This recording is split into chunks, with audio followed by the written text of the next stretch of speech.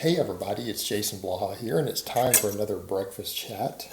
And today we're going to tackle, seems like one of these controversial topics that technically both sides are right to some extent, and it's about, is a calorie for fat loss?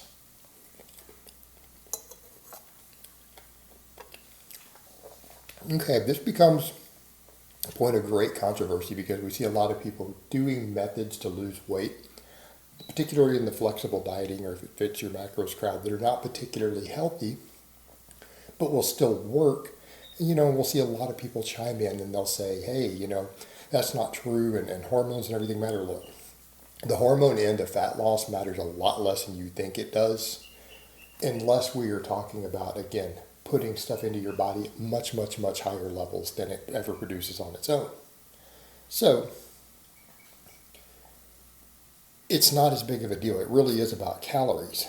But here's the caveat. Quality of those calories can impact how hungry you get and how much energy you have. It can also impact how much muscle tissue you lose versus fat when you're cutting. Okay, that's an important factor.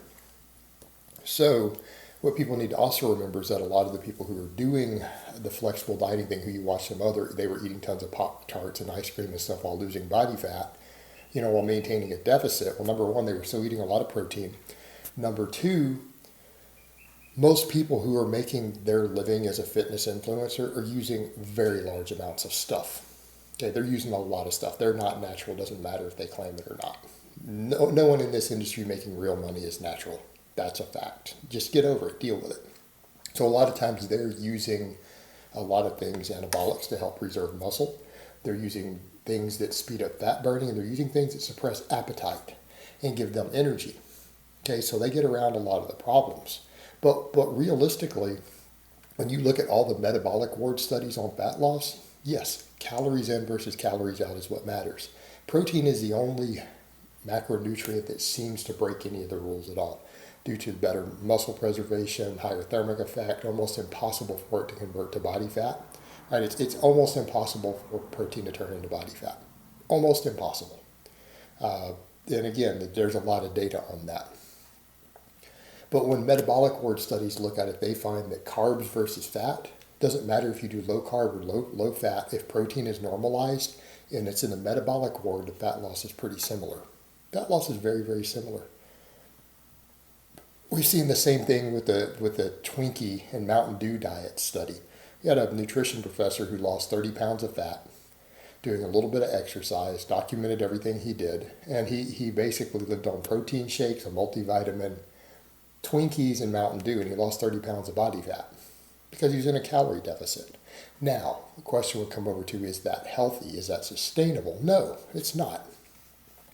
And what we have to remember is that, yes, it is about calories.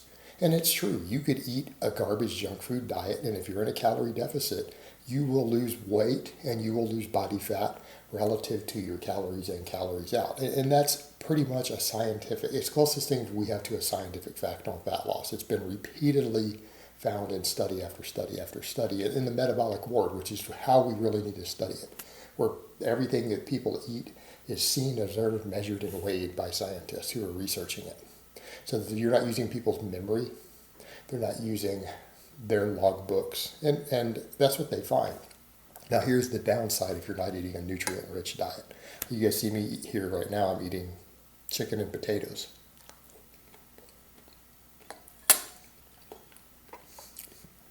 Because I'm cutting it in a weight loss phase. Works great. It's one example. But what happens if we don't get enough protein? Well, if you don't get enough protein in your diet, you lose muscle easier.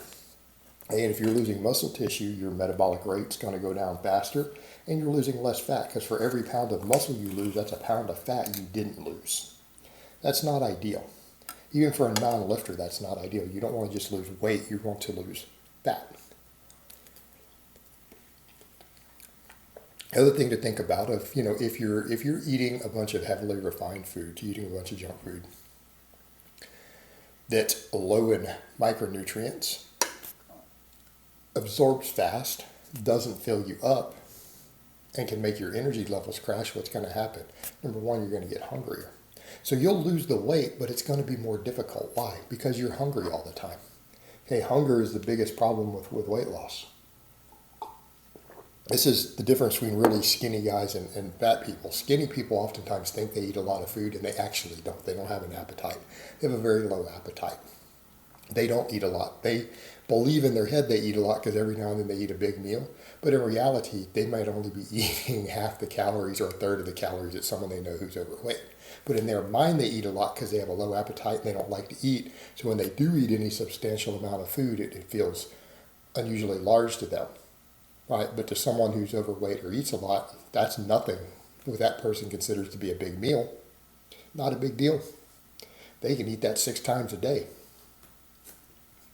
So appetite's a big deal. And if you're eating, again, Pop-Tarts and ice cream and pizza or whatever, you're not going to be very full, right? You're going to be hungry all the time. It's going to make it a lot harder for you to stick it out.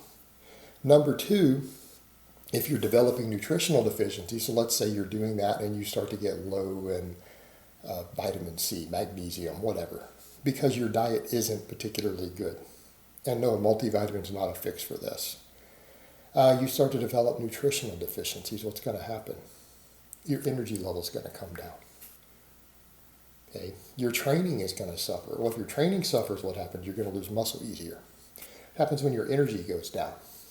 Your calorie intake or output goes down. So when we start talking calories in, calories out, eating a lot of foods that are not whole foods, they're not very filling, they're not very nutritious. If you're losing weight, it makes it harder because you're going to be hungrier, so it's going to be harder to keep the calories low, so the calories inside, it's going to be more difficult. The calories outside, if you're developing nutritional deficiencies or you're getting crashes in blood sugar, you're going to have less energy. You're going to move less. You're going to exercise less. Your calories out is going to go down.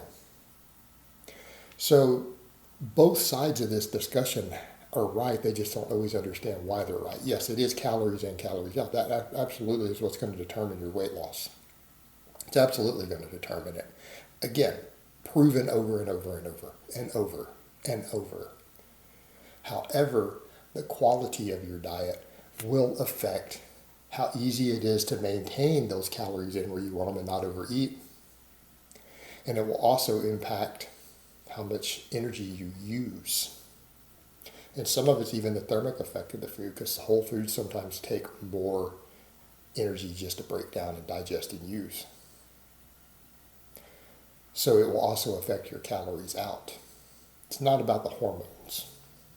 It's about these other things. So both sides of the argument technically have merit, but yes, calories in, calories out is true, but with the caveat that the quality of your diet can affect muscle loss, how much muscle you keep when you're cutting, which again will affect metabolic rate, will affect your energy and mood and how many calories you burn, and it will affect how easy it is to sustain it, right? How hungry you're getting. So hopefully that clarifies that and makes sense of the whole discussion for people who don't get it. All right, guys, but that's really all I have to say on that today. I hope it's been informative, and I will talk to you guys next time.